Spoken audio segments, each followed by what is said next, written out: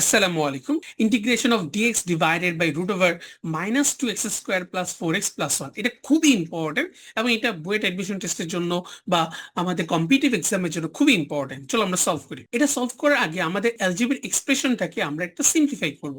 লোক minus 2x square plus 4x plus 1।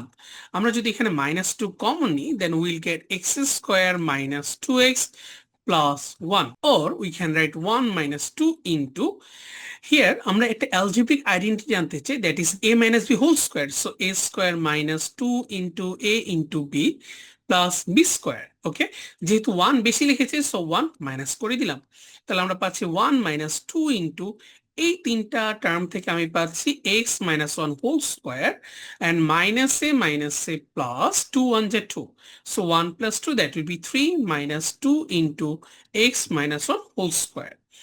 or instead of this one আমরা এটাও লিখতে পারি, যদি আমরা 2 কমন নিই এখান থেকে আমাদের এটা লাগবে 2 কমন নিই, then we can write 3 by 2 minus x minus 1 whole square. Now আমরা যদি এখানে বসাই তাহলে আমরা কি পাচ্ছি, integration of dx divided by এই যে পুরো ভ্যালুটা পরিবর্তে আমি বসাতে পারি root over 2 into 3 by 2 minus x minus 1 whole square. তারপরে কি লেখা যায় একটু খেয়াল করে দেখি, ইন্টিগ্রেশন অফ dx আমরা পাচ্ছি এখানে look x minus 1 whole square. Now we know that there is an integration formula, that is integration of dx by root over a square minus x square.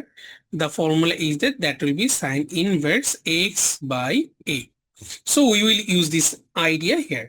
After using the formula we can write the answer will be 1 by root over 2 integration of dx by this one, that one will be sine inverse x means x minus 1 by a means root over 3, so root over 3 divided by root over 2, then the final answer will be 1 by root over 2 sine inverse root over 2 will be multiplied by x minus 1, so root over 2 into x minus 1 by root over 3 plus 6, and that is the solution of this problem.